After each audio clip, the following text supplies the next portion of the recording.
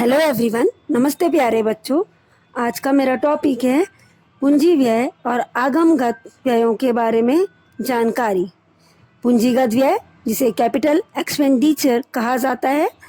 पूंजीगत व्ययों से आशय उन व्ययों से है जो व्यवसाय के लिए स्थायी संपत्तियां क्रय करने, प्राप्त करने, बनाने, प्रयोग में लाने, इनका विस्तार या वृद्धि करने, लाभार्जन क्षमता में वृद्धि करने, पूंजी प्राप्त करने आदि उद्देश्य से किया जाता है।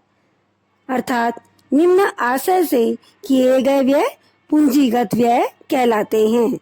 जैसे स्थायी संपत्ति खरीदने के लिए किया गया व्यय। स्थायी संपत्ति से आशय ऐसी संपत्तियों से है जिसका प्रयोग व्यापार में दीर्घकाल तक किया जाता है या लंबी अवधि तक किया जाता है तथा इन संपत्तियों का लाभ दीर्घकाल तक प्राप्त होता है। जैसे व्यापार उद्योग में उपयोग के लिए क्रय की गई भूमि, भवन, मशीन, फर्नीचर तथा स्थायी संपत्ति के निर्माण या उन्हें प्राप्त करने के लिए किया गया समस्त व्यय पूंजीगत व्यय कहलाता है। दूसरा है स्थायी संपत्ति के कार्य क्षमता को बढ़ाने के लिए किया गया व्यय। पुरानी संपत्तियों को खरीदने या कार्य क्षमता में वृद्धि करने के लिए किया गया व्यय पूंजीगत व्यय माना जाता है।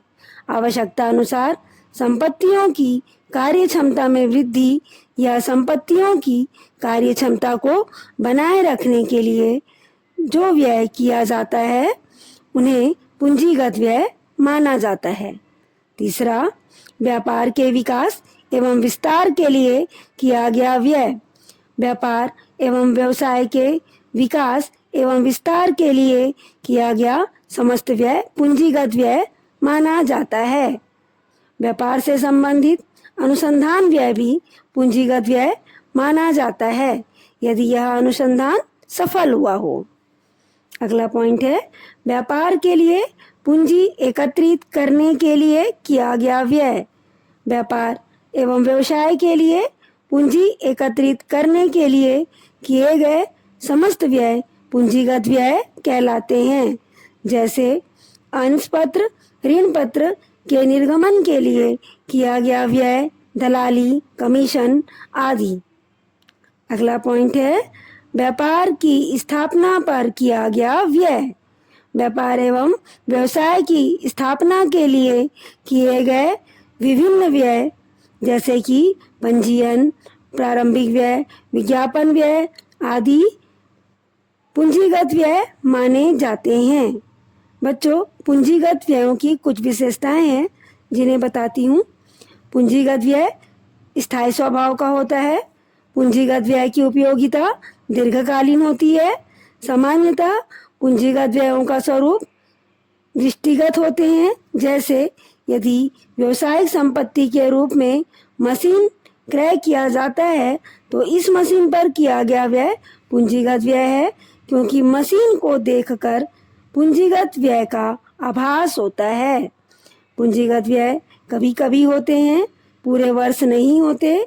जैसे स्थायी संपत्ति को क्रय करने के लिए एक ही बार खर्च किया जाता है या व्यय किया जाता है। पूंजीगत व्यय अनावर्तक स्वभाव के होते हैं, अर्थात ये व्यय बार बार नहीं किए जाते। ये व्यय स्थायी संपत्ति प्राप्त करने एवं इसके प्रयोग में लाने के लिए किए जाते हैं। पूंजीगत व्यय व्यापार में लाभार्जन क्षमता को बढ़ाने के लिए किया जाता है। पूंजीगत व्यय का लेखा चिट्ठे के संपत्ति पक्ष में किया जाता है। बच्चों, अपने अगले टॉपिक में मैं आपको आगमगत व्ययों के बारे में बताऊंगी।